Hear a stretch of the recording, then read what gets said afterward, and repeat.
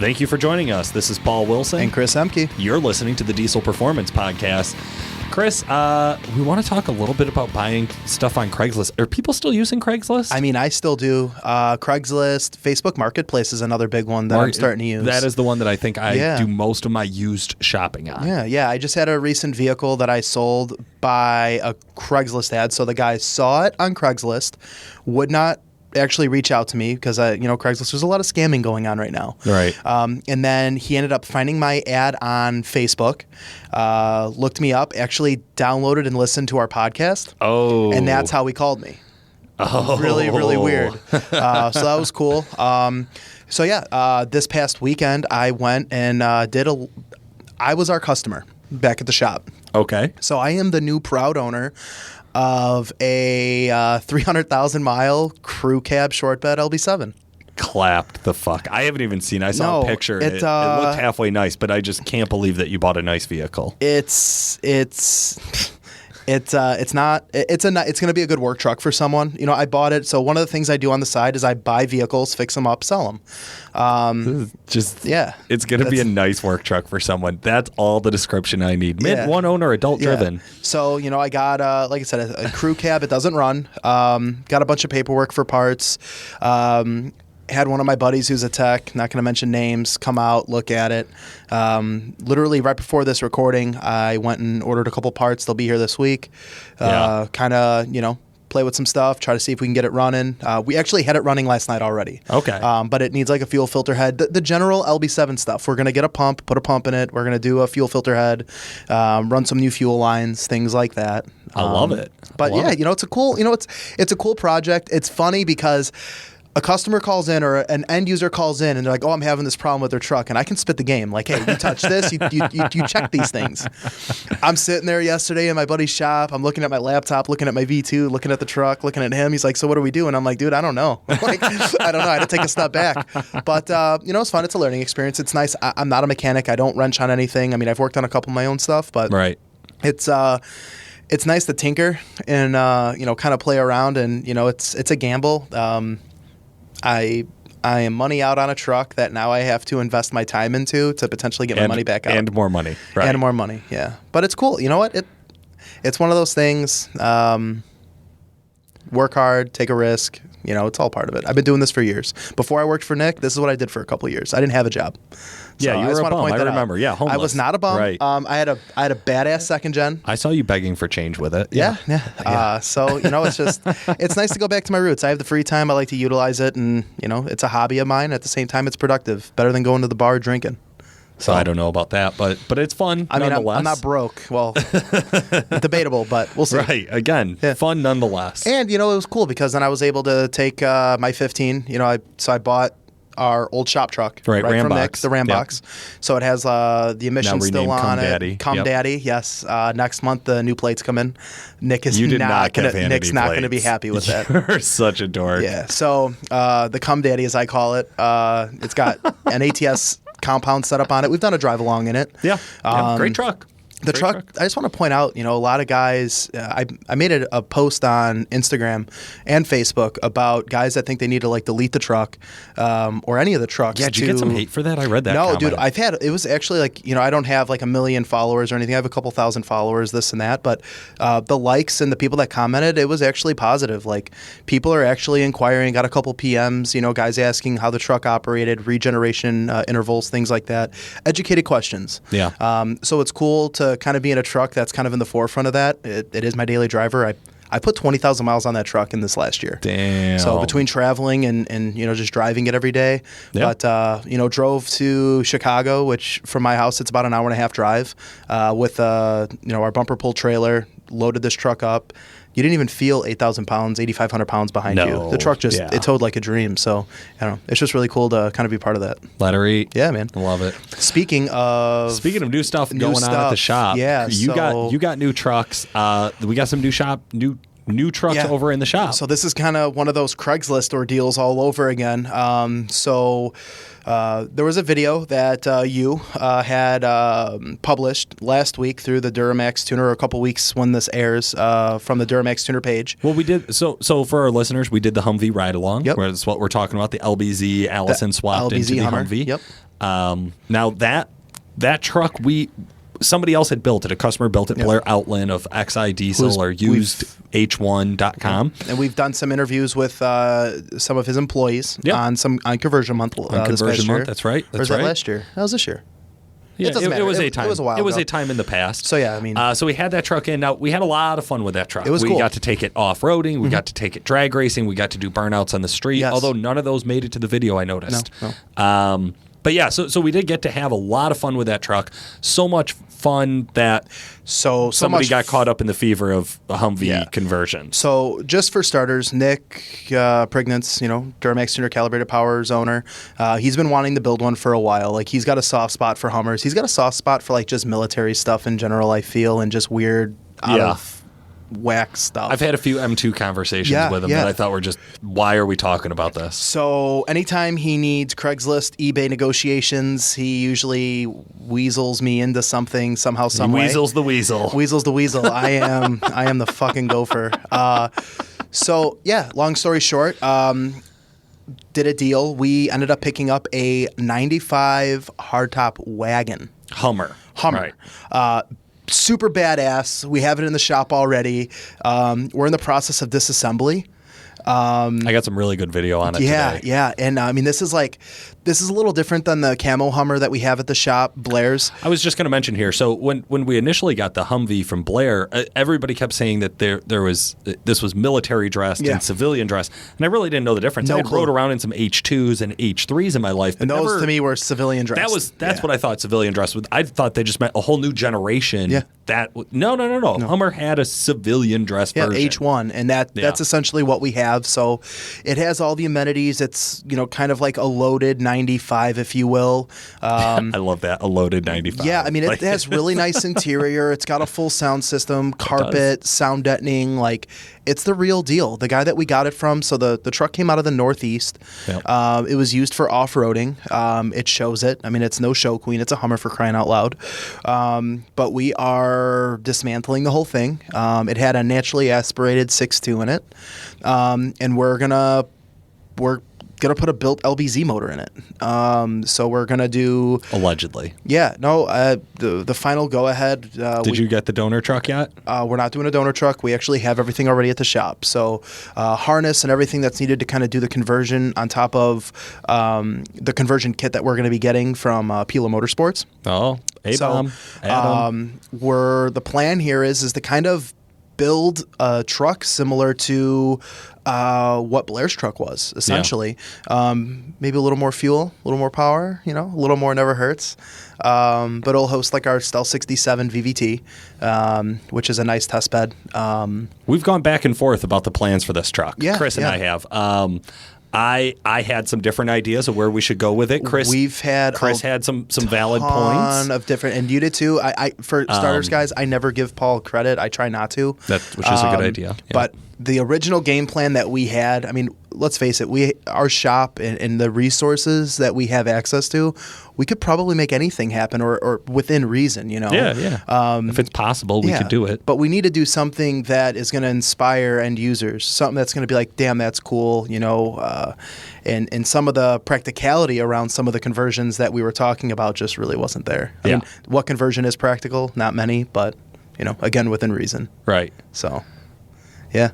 Can you feel the tension, listeners? No, I'm just joking. So Chris and I have gone back and forth on this. We both had some valid points about what we wanted out of it, and I think we've settled kind of somewhere in the middle, or realistic. Nick has settled somewhere in the middle throughout all of this. What's really awesome is we're going to be able to get to document this as we go forward, so you guys will be hearing updates through the podcast about this project. We also, of course, have the LBZ budget build that's now in our hands. Yes. Listeners, this is a really cool truck that Chris and I stumbled into now getting to run point on. We got a few months to do something with it, and we have legitimately no ideas. Yeah. So if you guys have ideas of what we should do with our LBZ budget build, that's our 4-door long bed, Just 2006 2006 LBZ. It's already set up for work stock sled pulling. Or our Canadian listeners, LBZ. LBZ. Yep, there you go. Way to be inclusive. Hey, man. Just thinking here. Staying PC around here. Yeah. Anyways, so if you guys have ideas of what we should do with that or what you guys would like to see go on that, please reach out to us. We'd love to hear from you guys. Give us some feedback about the LBZ.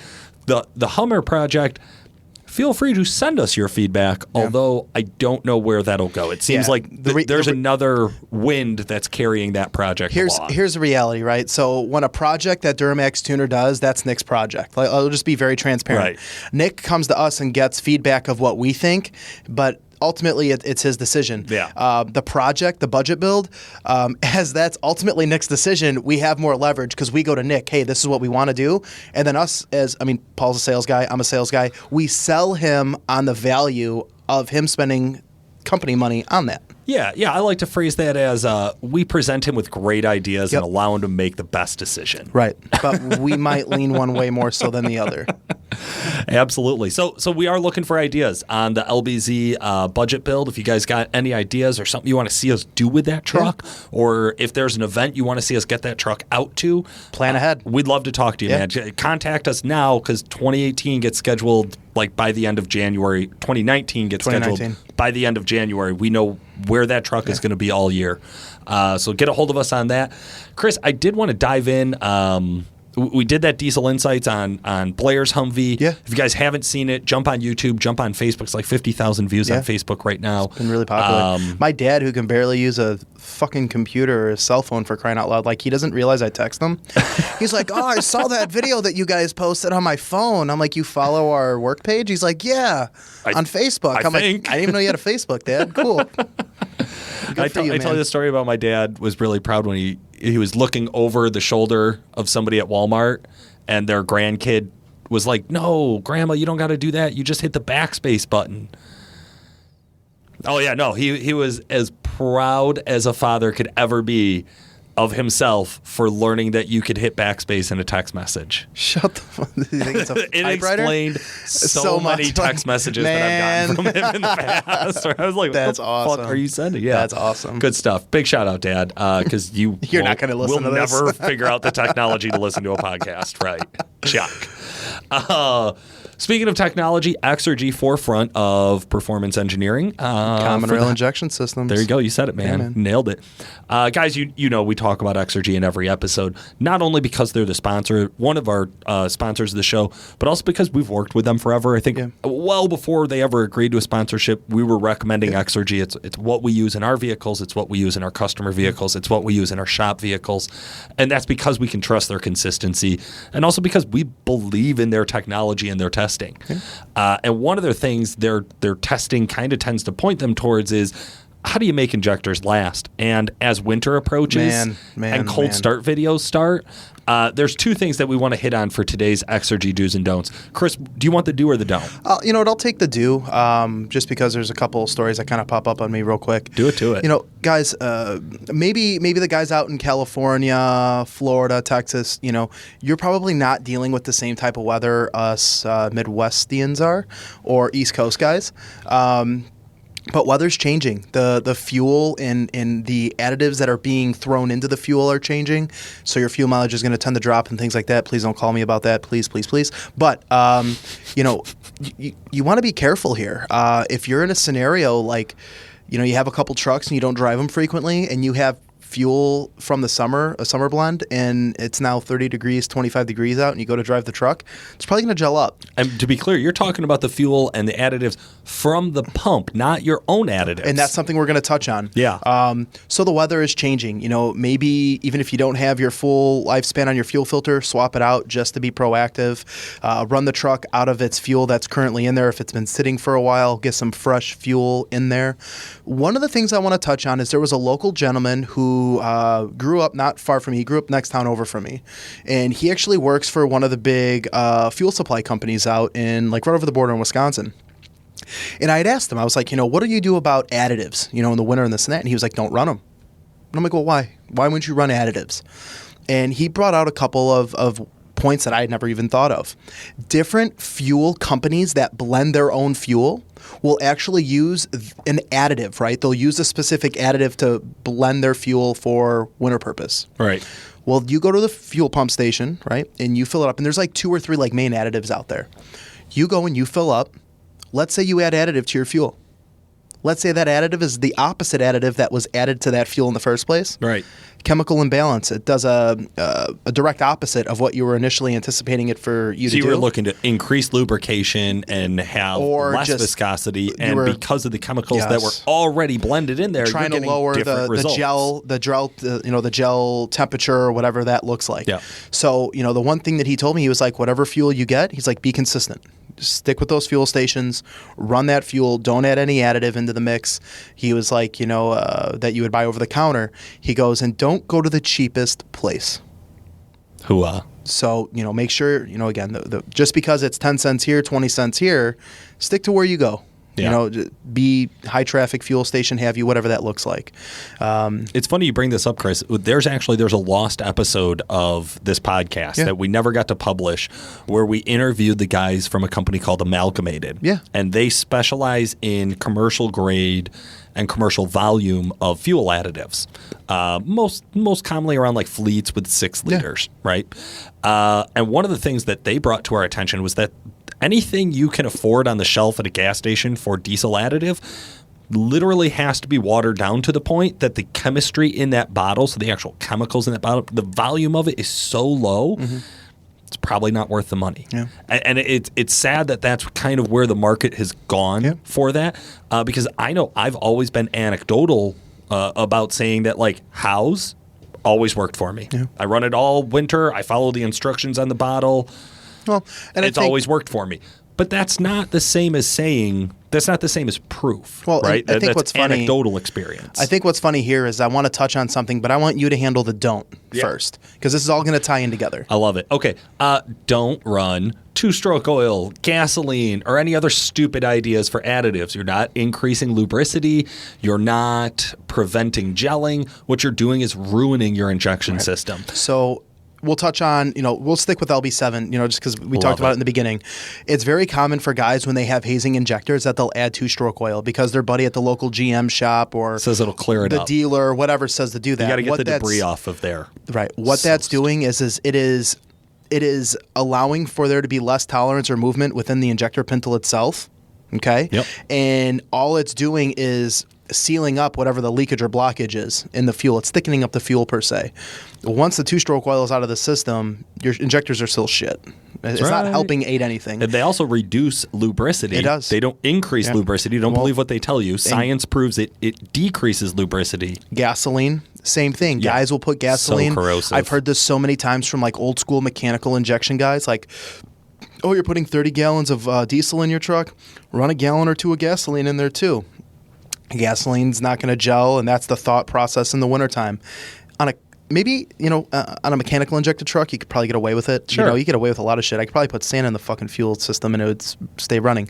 On a common rail system, not happening. I would stay the hell away from it and stay away from, there are going to be guys out there that, I blend my own fuel, whatever that biodiesel, whatever that is. Great. If it's working for you, do it. I'm not putting it in mine. I know the cost of the stuff. But one of the things, kind of doing with the do's and don'ts this episode is guys will call in and they'll ask me, what additive do you run? I don't. Well, what do? I keep my truck over a half a tank and I drive the truck. Yeah. I run fuel. I'm very specific with a couple stations, especially in the winter months. And I change my fuel filter, generally every 8,000-ish miles. Every few months I'm doing an oil change, I'll do a fuel filter. Fast does say, like we had a Fast rep here not long ago, and they say 30,000 miles. Yeah. You can go water separator and fuel filter. I am not going against anything that they say. I've always had Fast on my trucks. Because you can go 30,000 doesn't mean I would. Well, and generally the newer trucks, you can go 10,000 on an oil change. I usually do it every 4 or 5. Right. So, it's just one of those things where I'm going to practice what I preach, that kind of thing. I don't believe in additives. I don't run it in my own truck. I'm not going to challenge anyone to say something otherwise. If it works for you, keep that recipe going. All I know is I've owned diesels for 12 years. I've never not been able to make it to work because my shit won't start. And that's like my old school 7.3, my common rail, and mechanical injected 5.9s, and now the 6.7, and the plethora of TDIs my $1,500 budget beaters, baby. Love those things. So, I don't add additive. It works, and I'll continue to do that. I dig it. All right. Well, speaking of another great company and a sponsor of the show, we're going to slide right on over to the WC Fab from Facebook segment of today's show. Slater Barefoot. Okay. Hi, I'm a big fan of the podcast. Was wondering if y'all have done a podcast about how to start your own diesel performance shop. I want to start my own in the future, but I have no idea where to start and how to get it going. Also, what connections would be great to have for a startup shop? And I think it would be cool if y'all talked about how to get into a diesel career on the podcast. Man, that kind of hit home. That hits home for a lot of us. I think. Love it. I think we've hit on this like maybe in a segment before. So longtime listeners, you might have heard us kind of talk about this. I'm gonna tackle the career thing first. Number one, we love enthusiasts. This is one of those industries that formal education is really, really hard to come by because there's not a formal educator, a certification you can get in diesel performance. Mm-hmm. What you need to do is have a truck and get involved. Mm-hmm. You need to go to your local sled pulls, your local diesel drags, whatever the local diesel guys are doing. You really got to get involved in that crowd. You got to get involved in that industry. And you got to start being an enthusiast first, and then you can follow your passions. Now, some guys are going to be real obvious here and go after a mechanics degree. Yep. That makes a lot of fucking sense. Do it, man. Like you're still going to need a formal education to be a mechanic. But to get into like the diesel performance industry, you're going to need to match that kind of general formal education with some real world, personal, hands-on experience. That's what we're looking for a career. And that also goes in the sales department, in the marketing department, in the tuning department, every other department that's around being a mechanic. As you're talking about the formation of our shop, for an example. Yeah. I mean, guys that I work with, end users, or guys that had a couple buddies and, they wanted to start selling tunes or selling turbos. It was a word of mouth thing. They were enthusiasts. They knew hands-on how the truck, the properties work, how the truck's mechanical side of things came together. Right. And they were able, to kind of work off something. And there are guys that you and I can think of right now that we've worked with for the last 5, 6, 7 years that have turned into having shops. Well, let's talk about the sponsor of this segment, Jason Worley, who for some years when he started his operation worked full-time in a manufacturing facility and literally rented a unit across the street in an industrial building to go and do his fab work on the side at night. Yeah. So 12 hours in the factory, another 6 or 8 hours at night in the shop. And he did that until he could build the business to go and do it full time, until he could go and buy a building. And now they're in a brand new building and just added a whole second round of powder coating and fab guys. 30-some employees. Huge operation. It's a big operation. But again, that's somebody who started with a passion, saw that there was a problem in the market. That's the business end of this. And then executed on it with absolute dedication. And that's what I think we see consistently across the 300 or 400 or 500 dealers we deal with over at Duramax Tuner is we get a chance to talk to everybody from small mom and pop operations. Shout out to guys like Alan Sweeten and Paul Schmidt, all the way up to the huge distributors and the biggest names in the industry like XDP, Alligator, Thoroughbred, Diesel Performance Products. But the thing that's crazy here is whether I'm dealing with the sales guys at those bigger, mail order shops, because, we travel, we have to deal with them on a, weekly basis, yearly basis, monthly basis, what have you, or the smaller shops that I get to be on the phone with and that I see at the bigger events. They all have a drive, they all have a passion. And one of the questions that, like, personally I get a lot within, customers is, for the guys that think I'm more educated, I'm really not. Nobody thinks that. No, I fool some. But where'd you go to school for this? And it's like, well, I probably have a college degree paid up in the money I've wasted on a truck, like in parts. Like, I think that's a fact. It's a fact. But I was driven. I was motivated. It was a passion, and I still am passionate about it right now. But it's just fun. It's something that if you were to have asked, like me, or if someone were to have asked you and you were selling vacuum cleaners back in the day, do you think you'd be here doing something you're passionate about, something that you wake up and you're like, I'm going to go to work. Not a big deal. Not like, oh, fuck, this is what I have to do again. I was just joking with my wife. This is the first job I've had in that I can remember where it's November and I have sick days left. Yeah. Like I have unused sick days in November. I've never done that before. I've used one vacation day in 3 years. Well, you're fucking twisted. No, hey, you know what? But it's one of those things. Sick days too. I think I've used a half a sick day, and it was for my daughter, not for me. Yeah. But it's one of those things where if you're driven and you're passionate and you're goal oriented, that's another big one.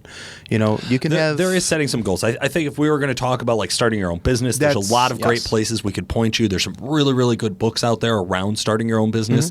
There's some good podcasts like Startup Podcasts from Gimlet Media, and some other kind of marketing and business stuff that you need to know. I think that's the one folly I have seen in diesel performance shops that didn't make it. Well, and I don't want to give you any scare stories here, but where we have seen is we've seen guys have a lot of passion and a lot of knowledge, and they want to do the best they can. However, they don't understand business. And if you're going to run a successful business, you have to understand how business works. So this is not a successful shop is not just a place to hang out and have fun and wouldn't it be cool? A successful shop has a goal. They have a budget. They have a metric. They understand that what makes a business last is not just the product or service they offer. It's all of the infrastructure that goes into supporting that. I don't know how many guys have damn near been put out of business because they can't just figure out to hire a girl to pay the bills on time. Absolutely. Little things like this, and I don't mean to be sexist to say a girl, it could be anybody, but I'm just saying, you can't, basically to touch on that, you can't just start wrenching on a truck because you want to start a diesel shop, right? Just a shop in general. Right. Be the mechanic from 9 to 5, be the accountant and, do all the invoices and everything afterwards, and be the shop quoter and things like that. Starting off when it's a job here, job there to get your feet rolling, that's fine. But if things start to take off and, you start getting in that work and, word spreads about who you are and what your capabilities are, you're going to have to build that infrastructure, as you're pointing out. At the same time, again, not to pick or anything like that, but don't take on more than you can chew. Don't think like, oh, I'm going to take on this big build for $50,000 or $40,000 and it's going to go well, because I'll tell you right now, you will lose money on that. It will not be as easy as you think or you think you can execute in your mind. So the smaller jobs, the little stuff, getting your feet wet, building that foundation, the ones that probably aren't as exciting. They're not as exciting, but what it is it's knowledge. Knowing the difference between how to make money with your business and then how to grow your business. Those are the things that you want to learn before you just go and rent a space and start wrenching on shops. So as we talk about becoming an owner and looking into business and understanding risk management and assets and all of the other fun terms, it does really help to have somebody in your life that you can kind of rely on as a mentor. If you're not hanging around your local diesel shop, find one. The good guys, the bad guys, the ugly guys, it doesn't matter. Be around the industry, understand some of like what happens behind the scenes before you start trying to be the scene, I guess is the best I could put it. But Chris, today we've talked a lot about Duramax. We've talked about fuel systems. We've talked about the Humvee. We're going to talk about something we never talk about on this show. I'm excited. Everything leading up to this, you prepped me. I went on some of the forums and got a little lowdown on what's about to go down. But who do we have today? Calibrated Power sponsors our special guest. And today we got a really special guest, a little bit out of our comfort zone here, Chris. I'm just going to call him 6'4 legend. Hell yeah. DPC contender, 6'4 legend, Facebook forum. Extraordinaire. Yeah. Good one. Thank you. We got JD Gleason on the line. JD, how the hell are you? Doing well, gentlemen. How are you doing? Doing good, man. Thanks for asking. Doing good. I just want to point out, like I said, a minute ago. So JD Gleason, his name's been, in Diesel Power Magazine, things like that. I've read his name. I know who he is. I thought he was like a Ford guy in general. No, he's more like a 6'4 Ford guy. And I just probably scrolled through his Facebook and saw more pictures of 6'4s in the matter of a minute than like I said, I had in a couple of years. Yeah. I'm pumped for this, dude. I am fucking so excited.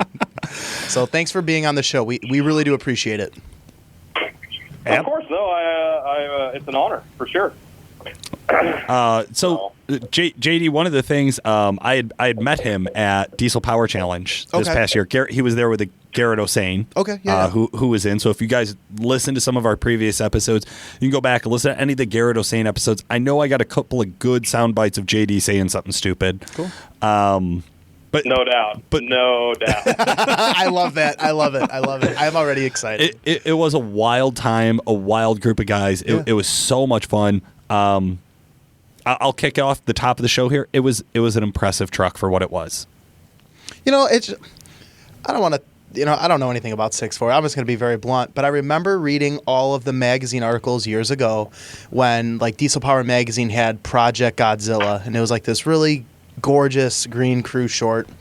And people were talking, as I'm looking at some of the show notes here, talking about different horsepowers that we'll get into. Yeah. And, the 6.4 was probably the first truck to put a tune on and make almost 600 horse. JD, would you agree? Yeah, for sure. And, that Godzilla was a truck that I had the opportunity to spend a lot of time around. I had my hands in it some, way back when. It was Mike Dillahaye's, a longtime friend of mine. But and that truck actually was one of the big inspirations for me to mess with mine. And, Mike Dillahaye, as far as performance goes, is, one of the OGs of the Ford industry for sure. He had a 7.3 back in, 2005 that was making more power than a lot of guys still make today.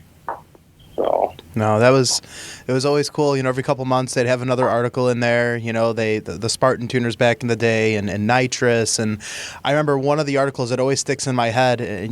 As new platforms come out, I always fall back onto this one snippet in the article, and it was, these engines are capable of handling X amount of power, but let's see if that holds true in a couple years after these trucks are seasoned and they have some miles on them. And I'll be honest, my knowledge and my understanding in the diesel world as a whole is 6.4s in stock form are not the most reliable. I always make comments and hear jokes about like cracked pistons and things like that. So it's just funny to read that and the 6.4 being the predecessor of the 6-liter, which honestly, if I was a Ford guy, I'd own a 6-liter. I like 6 liters. I like the 6.4. I don't have anything against either one of them, but it seems like the 6.4 has a worse off rap than the 6-liter did. Would you agree with that? Yeah, 100%. And, for me, I've been a Ford guy for a long time, and the 6.4, it's now in its, in its years to where, a lot of people can buy them. They're cheaper, that kind of thing. And so now is when you start seeing, when, people just beat the hell out of them and they have a bunch of problems, blow up, whatever. And the platform itself getting blamed. And the 6-liter went through that too. But now that, the 6-liter, all of its problems have become common. They're easily fixable. You know what to look out for. Right. People understand what their reputations are. People are coming back to them and they're like, no, I love 6-liters. They're easy to work on. They're, if it has this problem or this problem, you're going to, be able to fix it quick because it's a common deal. Yeah. And I think the 6.4 will get there. It's as far as like, the cracking pistons and stuff. The 6-liters actually had similar issues, but just because the different design of the injectors, it's not common, or else cylinder pressures are way lower. It was way more common that 6.4s would crack pistons than 6-liters. So, but it is something you see in 6-liters every once in a while. The difference in 6.4s, where it came about in a much bigger way, I think a lot of it is because of the injection system and higher cylinder pressures, that kind of thing. But they meaning Molly, they actually had some casting flaws in their original batches of pistons that went out to international. So a lot of the earlier trucks had problems. A few of the later trucks did too. Seemed to be quite a bit less common on the job 2 and 3 trucks. But as far as the earlier ones go, it seemed like they were pretty hit or miss. So now the pistons have been updated. The casting flaw is, recognized or understood. So a lot of the trucks that, ended up having a piston problem, they never will again. So, and I think that's a common misconception too, is, if you were going to have problems with it, it was going to happen, stock tuned, deleted, 1,000 horse, whatever. But if you didn't have any problems, then, it didn't matter what power level you were at. So I guess, we'll kind of dive into it. What are the common failures? If I was in the market and I was looking at a 6.4, I read the magazines, right? Know your name, whatever the case may be. I'm motivated to buy a 6.4. If you were to coach someone through buying one, what are the general, failure points? What is there to look out at? The Job 1 trucks, a few of them would blow head gaskets somewhat similar to the 6 liters. There was an updated head gasket that they went to for the Job 2 and 3 trucks, and the Job 2 and 3 trucks didn't really seem to have those problems. So, hold on. What the hell is a Job 1 or a Job 2? Job 1 is probably 08. Job 2 is 09, and 3 is 10. It doesn't go by necessarily the model year, but it goes by the build dates. And I can't even remember off the top of my head what the build dates were, but essentially, you could have like a 2010 Job 1. Those did exist. Oh, wow. There were also 2008 Job 3s. I'm not sure what the is it like what shift, first, second, or third shift? Yeah, right. So like third hey, man, shift you bought a sucks. second shift truck, man. Yeah, you fucking up. idiot. Right. Yeah, exactly. So anyway, like I said, the pistons, it was a casting flaw. So, some guys got screwed with it, some didn't. I hear you. But, as far as other common problems they had, they weren't really that bad. Well, emissions equipment. I always hear that the emissions equipment wreaked havoc on everything built from 08 to 10. If I could just be clear, every diesel ever built from 2008 to 2010, the emissions equipment sucked on it. But I do hear that that's a major failure point. 100%. And with the DPFs and stuff, just like anything else, you get a lot of fuel dilution in the crankcase and stuff, and that isn't necessarily just true for Fords or anything, but the 6.4 was something else that suffered from that. But even then, it's not like diesel fuel takes out bearings or a bottom end or anything like that. It's just something to watch out for. Right. Have you messed around with that? Go ahead. Oh, no, go ahead. I'm sorry. I was just trying to ask, have you messed around with that? Didn't Bully Dog do a 6.4 DPF, an aftermarket one? I saw that at SEMA, and I have heard of them, but I've never heard of anybody with one on their truck. ATS has actually tried to push like the high flow DPF, and the only one that I know of is on like their Ram Gen truck. Yeah. Or I'm sorry, it's on one of their trucks. I can't remember if it was the Dodge or the Ford, but one of their trucks has one of their high flow DPFs on it, and it actually, from what I understand, it works. But I've never looked into it. Yeah, I've heard that one was in prototyping for a while. We talked to the guys over at Bully Dog. I believe we had them on the show to talk about their aftermarket DPF.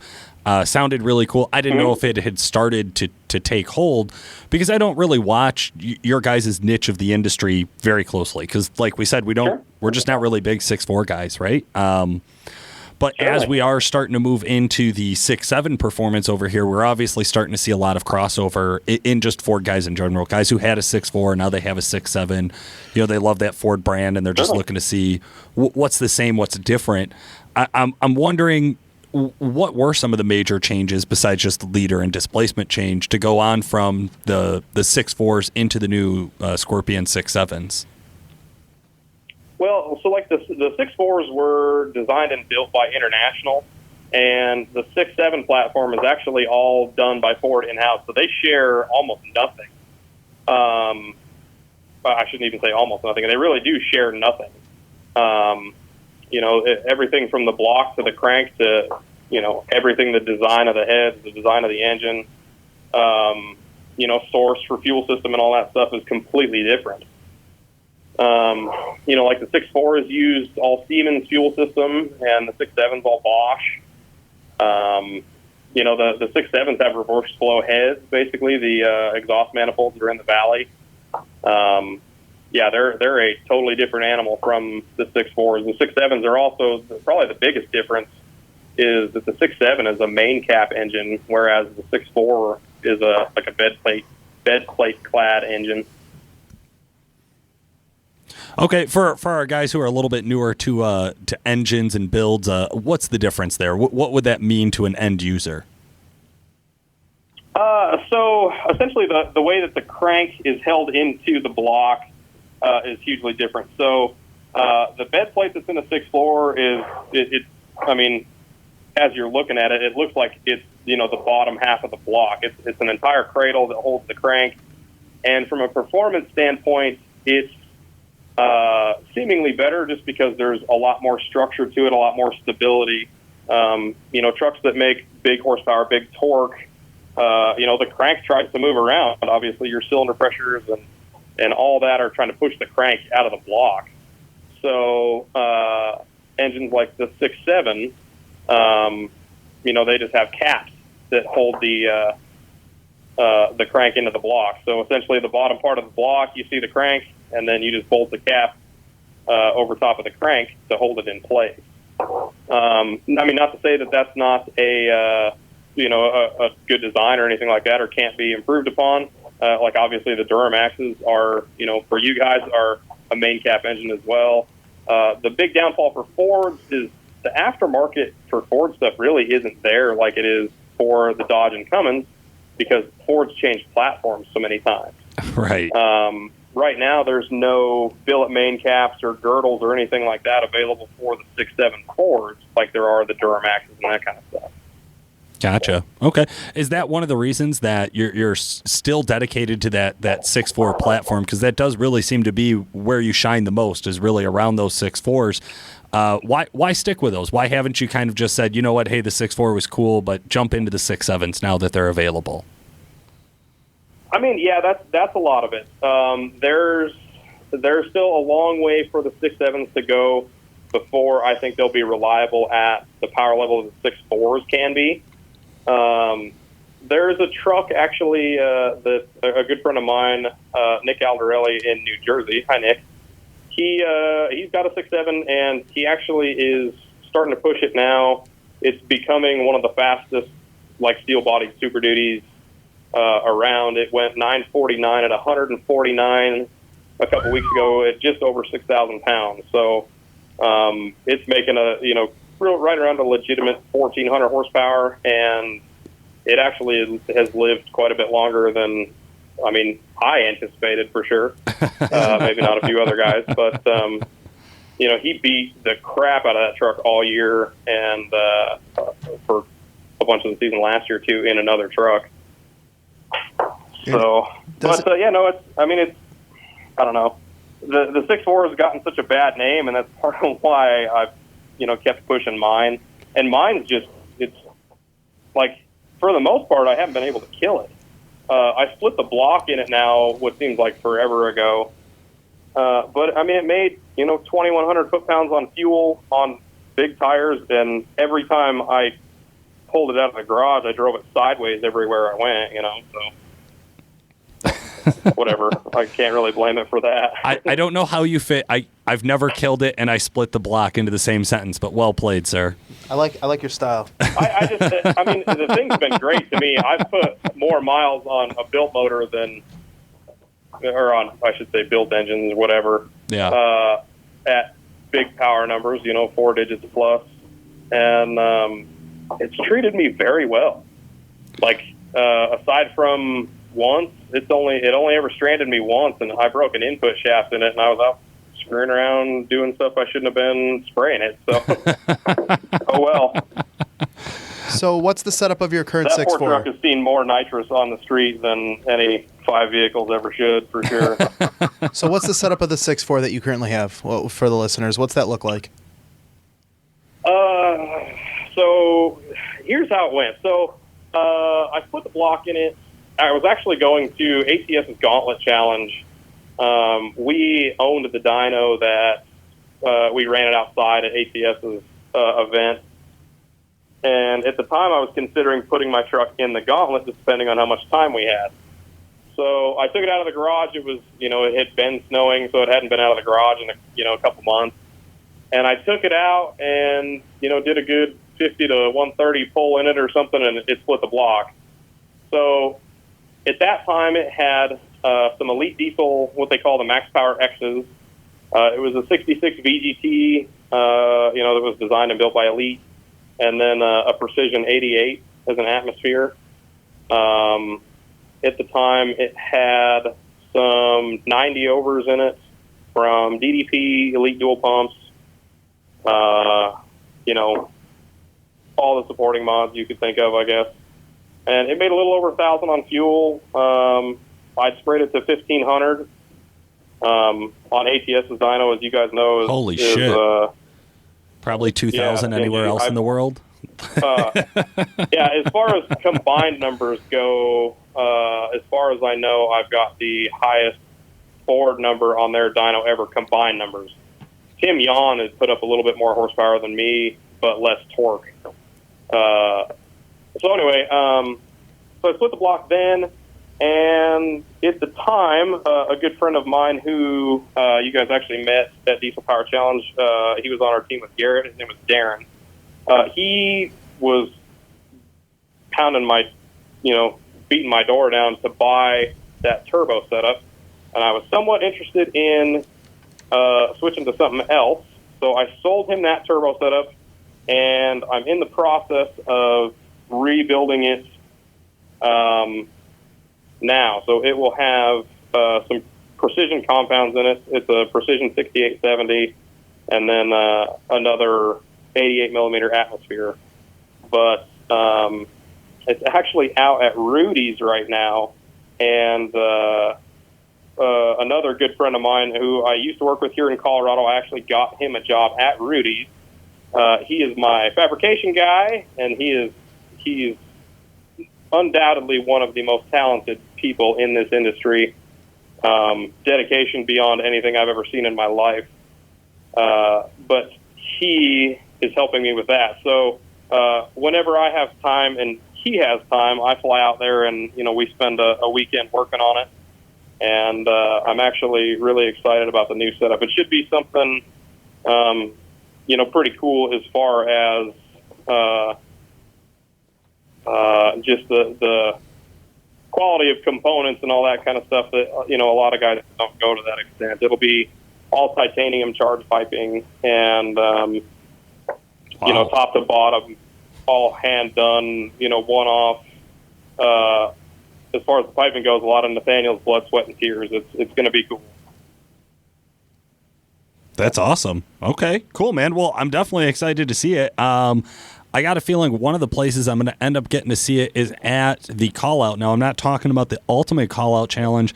I'm talking about a call-out that spawned from the 08-10 Ford 6.4 Powerstroke. That is the official title of the Facebook group.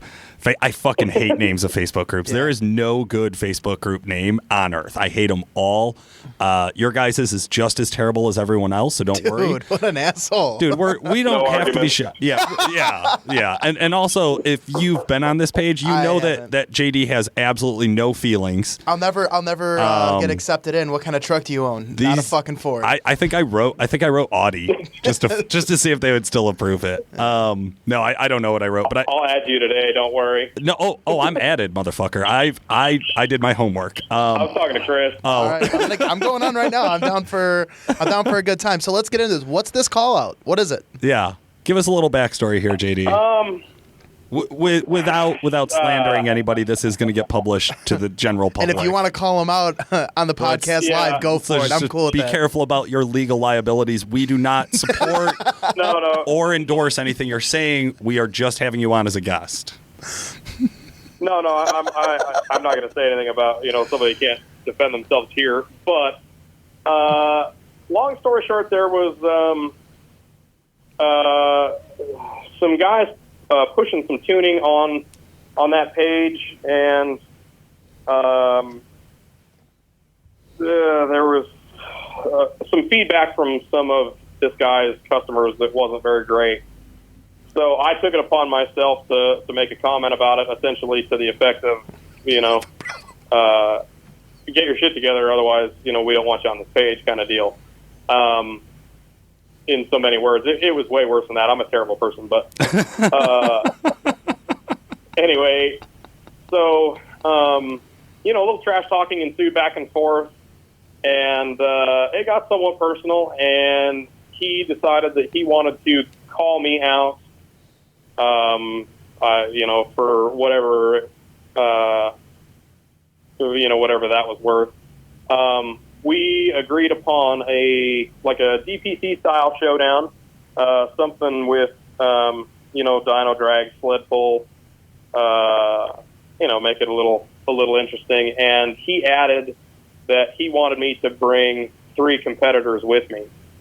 And he said that he would bring 3 other guys as well. So there's going to be essentially 2 teams of 4 of us going head-to-head in Colorado. And it's, originally it kind of started off as a call-out, but it's, as more and more details have emerged from it, there's actually an event going on that we will basically be competing at.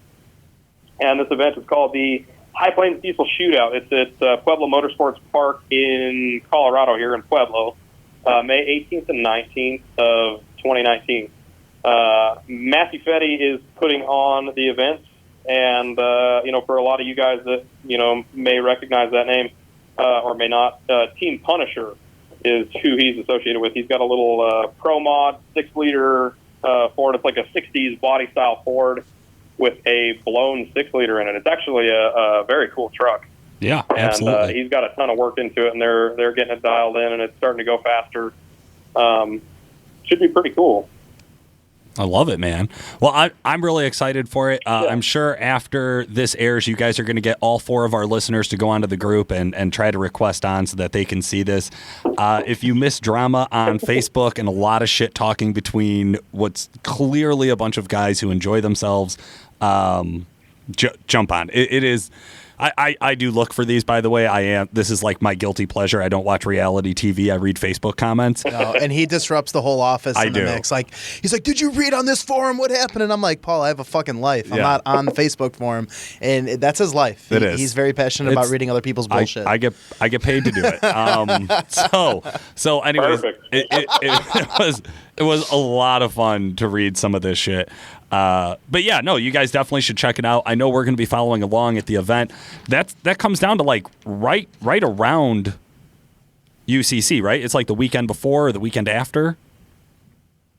I think it's a couple weekends after. After. Okay, cool. Because if it's there, whew, man, I might have to make it out. We might have to see this one live. I did want to give you a chance here. Can you hear me? Oh, go ahead. Okay. Yeah, go ahead. I was going to say, I did want to give you a chance here. Generally, when we have an expert on for different categories, we like to give you a couple of examples.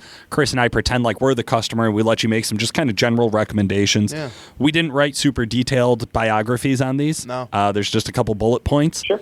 Which is my note to Chris to make something up. He's giving me the seductive look. You love it. I will kick things off. Okay, so JD, I am a towing customer. I'm heavy towing, probably a camper, back and forth across the country. Hey, man, I'm an old guy. I'm on a budget, which is what every old guy has ever told me. And I'm looking to get 500 to 600 horsepower out of my 6.4. What do I need to do? Your best bet would be a good tune. I've been unbelievably happy with Gearhead tuning. As far as the Ford stuff goes, their tuning is the cleanest and seemingly the smoothest. It's what I run in all the trucks that I build, all the stuff that I work on. It's in my fiance's truck, my truck. Anything that I've ever needed, he's been more than happy to accommodate for me, and I've always appreciated that. But for big tow and heavy, a turbo upgrade is always what a 6.4 wants. Like a drop-in from Elite Diesel, just an atmosphere that has had a little work done to it, is cheap. You're under $1,500 for a drop-in turbo, and they'll make $650 on totally stock fuel with just a tune and an atmosphere turbo. So put one of those in it and turn it down, and you've got 500 to 600. There you go. Yeah. Nice and easy, man. Awesome. Chris, you got the next one. Yeah, I'm going to push the envelope. I went on Craigslist, and I found a one-owner, light used, 150,000-mile truck. It's an 09, and I want 800 horse out of it. I tow, maybe 4 times a year. I'm going to take the truck to the drag strip. Want to hang out with my friends and beat up on some ricers. Sure. Also simple. This is my best buddy Justin had a truck with this exact setup in it. A set of dual fuelers, a low pressure fuel system, some 60 over injectors, and Elite. They call them the high power juniors. It's a 59 and a 76 stock appearing setup. They make right at 800 on fuel. Put some nitrous to them, and they'll make 1100 plus all day long. It's a blast to drive. It lights instantly. It runs cool. You can tow whatever you want with it, and they love getting beat at that power level. That's like their favorite thing ever. Now, this is what are we doing on transmission, engine? Are those stock? Like, what does that look like? Am I gonna have to budget for that, or?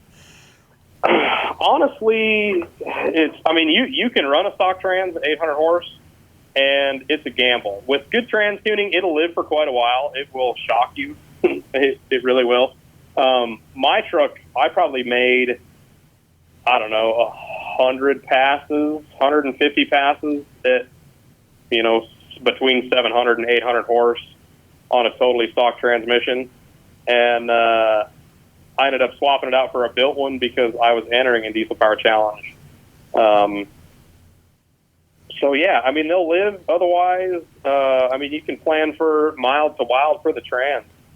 You can get a decent rebuilt trans with a good converter for, $4,500, or you can go full billet and go nuts for $8,000. There's options either way. The thing with Fords though is we're handicapped because we're heavy. Fords are like the fat kid of the group. Yeah, for sure. They always have been, and that's hard on transmissions. So. Wow. Now, at 800 horse, the stock long block, anything there? Like, what does that look like? No, it all goes back to, piston issues. If it's a factory long block, at 150K, chances are you're probably not going to run into a cracked piston. Otherwise, you would have already. Huh. And if you hadn't, then you're good to go. It's any newer diesel that makes, the power that they do, the torque that they do, instant throttle response, that kind of thing. The bearings don't live nearly as long as they used to. I get 7.3 guys all the time. Oh, well, my shit, lives to 400,000 miles and it's hardly broke in. Well, your shit also makes 200 horsepower and, doesn't make any torque. That's how this whole thing works. Yeah. So, if you've ever driven a 6.4 with a tune or any other power adders, the throttle response is immediate. And that's what kills bottom ends and bearings. But as far as, the strength of the bottom end, they will hold 800 all day long. It's pretty rare that you see bent rods or anything like that under 1,000 horse. It does happen every once in a while. You get fluke stuff that goes on, but it's not the norm for sure. Like I was telling you about Justin's truck, it trapped 121 and some change with one stage to it on 35-inch tires at like 8,650 pounds at 6,000 feet, which calculates to like 1,033 horse. And that was a totally stock bottom end, stock rods, stock pistons that, never skipped a beat. That's some straight up, 5.9 Cummins shit that you're telling me right now. Get out of here. Yeah, for sure. Is. And, and at the same time, like a lot of the guys that make 1,000 horse, their trucks don't make a ton of torque. A lot of guys go, the single route or some big-ass compounds to get there. We're talking stock appearing turbos here. So at 1,000 horse, it's making 2,000 foot-pounds of torque. Oh, yeah. No problem. Right. And that's how they are. 6.4s are torque monsters. Well, how about taking one out to the max? What's the ultimate DPC build? It's tough to say. Because you've been involved in two now. So What's that? Well, I said you've been involved in 2 DPCs now, so like I'm kind of wondering, like, how would you change it from Garrett's build-up? Honestly, like Garrett's build or like mine was very similar to Garrett's. Just my atmosphere was a little bit bigger. Between those 2 builds, that's, really kind of an ideal setup. You saw how well it performed, how that truck responded. We just had a problem in the drags where the pump and the transmission exploded. Yeah. And it was one of those things where we should have bought one of David at Red Diamond's new roller bearing pumps for it. But it was just one of those things where it wasn't broke, so we didn't fix it. And it ended up, as far as I'm concerned, costing us the competition. Yeah, honestly, you guys were had to be way. I didn't see the points, obviously, like all the way through, but like you guys had to be way out in front on it. He was doing so well. Yeah, originally we were not to take anything away from Cody either, but Cody yeah, we were for sure in the hunt for first, and taking us out of the drag really killed us. Especially the testing that we did up, the couple weeks before DPC. The drags, we were ready to go head-to-head with any truck there. Right. So, but, like I said, something that spools fast is going to be, a contender in Diesel Power Challenge. It's not an all-out power thing necessarily, but a truck that you can drive that's responsive and how it reacts is going to beat power almost every time. Yeah, and avoiding cones. I hear you. Yeah, little known fact, Garrett got sent a traffic cone costume for Halloween, and I actually never got to see him in it. But it was a pretty good time. Everybody, it wasn't even just Garrett, man. Everybody, you could not go through that course over 5 miles an hour and not crush cones. It was rough. It was so rough. Yeah. Driver mod. Check. Awesome, man. It looked pretty tight for sure. Yeah, it was fucking. I was so glad I didn't have to drive, and seeing the cops run around the course that day, that was probably my favorite part of it. Let's face it, Paul. You couldn't even do it in your own fucking vehicle with no trailer. Come on, quit playing, dude. You're terrible. I get home. Gets home. I get home with Uber. Yeah, to leave me alone. All right, man. JD, I appreciate you coming on and talking 6.4s. Listeners, for all you guys who asked us to talk about 6.4s, and I wrote back rude responses, I'm sorry, we finally did it. Listeners, the guys who called out and said, hey, can you have on JD Gleason to talk about this Facebook call out going on? I finally did it. Leave me alone about 6.4s. I'm done. This is checked off the list. Dude, I'm sold. I want one. Next year, we'll talk about them again. I want one. I'm just joking. No, it was a lot of fun. We always appreciate the messages, even from you 6.4 guys. Please keep sending them in. We'd love to talk to you guys more about it. JD, anybody you want to give a final shout out to here?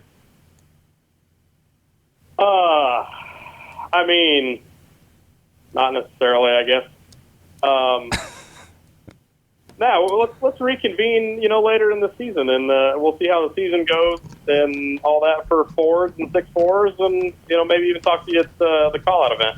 I love it. I love it, man. We'll talk to you. We're going to schedule another, whatever this is, another powwow on 6.4. That's when we're going to do it. Oh, on June 4th. Yeah, dude. Okay. I like that. Got it. Love it. That's the National 6.4 Please do. Day. Awesome. Well, guys, thanks so much for listening. This has been Paul Wilson. And Chris Ehmke. Have a great night.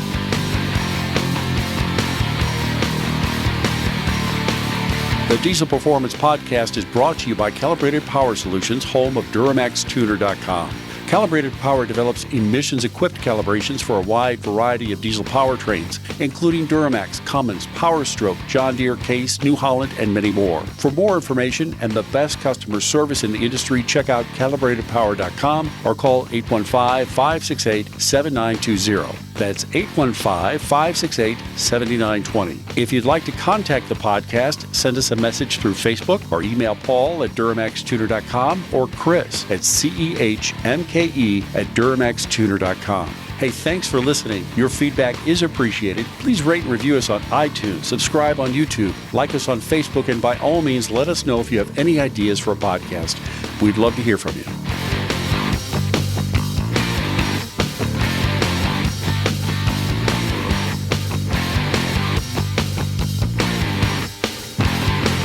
I'm not sure what the Is it like what shift, first, second, or third differentiator shift? was. Yeah, Or right. so like Hey third man, shift you just bought a sucks? second shift truck, man. Yeah, you you fucked fucking up. idiot. Yeah. Right.